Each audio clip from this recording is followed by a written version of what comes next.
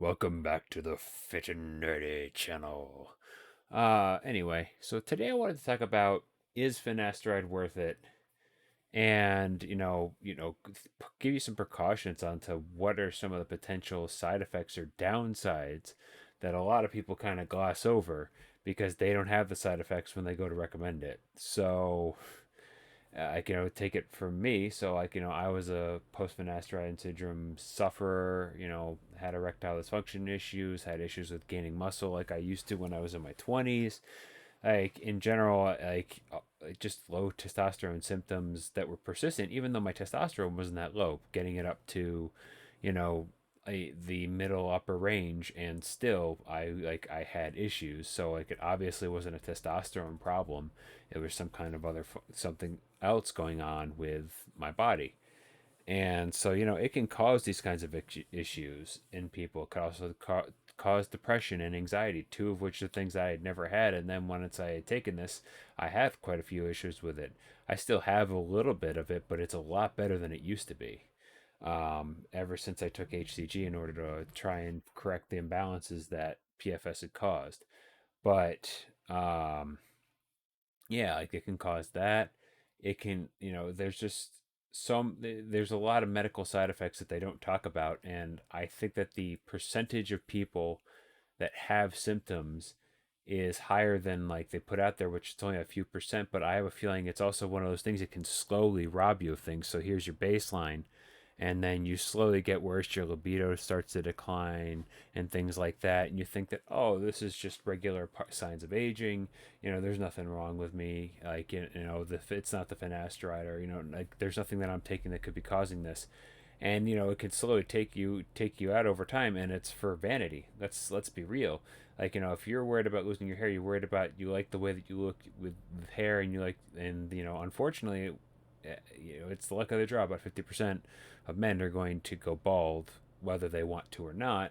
I mean, there are things that you could do to try and slow the progression and things like that that are other than finasteride. But all of them have their own trade offs for the most part. The only one that I know of that is like because it's not affecting your hormonal system is like derma rolling or whatever can increase growth factors in your head on your head and prevent the hair from going away. It can help regrow things too, so there are things that you can do. But people just like keeps and everything like that, and other companies that just like, oh, we'll give you a prescription for finasteride, no issue, you'll get to keep your hair, it'll reduce the chances. And then there's unintended side effects that they don't talk about. They say that it's safe or it's a low percentage chance. I think it's probably higher, or it's not, or it wasn't reportable on the first study or whatever. But it's just like the people that I've heard from that have symptoms like there's quite a few people that have severe symptoms even after taking it a couple of times, maybe for a few days. So like I feel like this is something that people act like doesn't exist, and it does.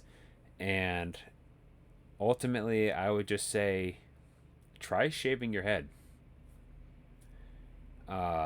If you're like starting to lose your hair and you're a little worried about it and what perception it's going to be for you, just shave your head. Who cares what other people think about you, or if people like you with hair? I know it'll feel really weird at first, but at the end of the day, if people are around you because of your looks, is that really the kind of company that you want to keep?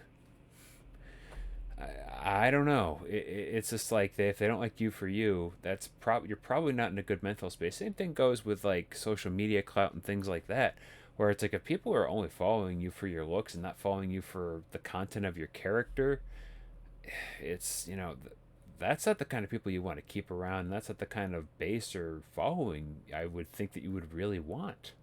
I don't know. That's just me. Like ultimately, it's like if you want to take the risk, I'm not saying to don't take it. Like you might be fine, you might not have anything, or you could be like quite a few people that I've run into that have symptoms. I mean, there's message boards and everything, like with people that are in support groups trying to figure this out, and some of them have never been cured after years. So I'm not trying to use this as a dog whistle. It's just like, you know, I feel like this is something that's not talked about by dermatologists or these companies. They just want to get you a prescription because it gets them money. They're not worried about the long term side effects. that you might incur, and they'll also probably deny culpability. So it's like there's nothing you could really do about it, from like other than make the choice to not take it in the first place. Again, like you might be fine. You could be like maybe it really is a 90% success rate without symptoms, and people it works. Like finasteride works. There's no two ways about it. My hair did get better on it, but there was a cost, and also the other going back to the looks thing, you know like some people like I ended up having a good shaped head, and being bald isn't a problem for me, like shaving my head bald. So, and like I've had people say that I look better bald than I did with hair. So I don't know, it's just like, and at the end of the day, to them it didn't matter that they did it. It was a reaction like, oh shit, never seen you like that. But then afterwards they still treated me like the same person that I was before.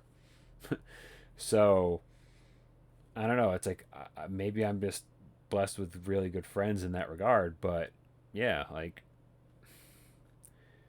if you have really good hair or good looks, but then a really shitty personality, people aren't going to want to be around you.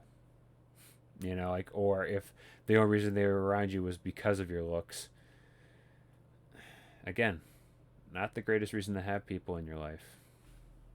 That, that's just me. In any event, if you like this kind of content and if this gives you any kind of insight, please hit that like and subscribe button down there, and comment. Like with other topics that you might like to hear. Otherwise, in the meantime, stay safe.